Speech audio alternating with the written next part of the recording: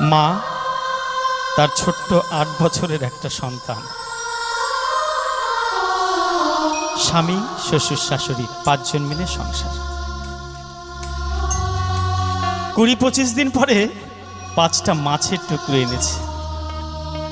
শ্বশুর শাশুড়িকে খাইয়েছে, স্বামীকে খাইয়েছে, স্বামী খেয়ে বাজারে চলে গেছে, সন্তানকে খাইয়ে স্কুলে পাঠিয়েছে। ৪ পিস মাছ খাওয়া হয়ে গেছে, বাকি আছে কটা? একটা। ওই মা ওই একটা মাছের টুকরো নিয়ে যখন এক থালা ভাত নিয়ে খেতে বসেছে, এক গাস ভাত মুখে দিয়ে মাছের টুকরোটা যেই মুখে দিতে গেছে অমনি মরে পড়েছে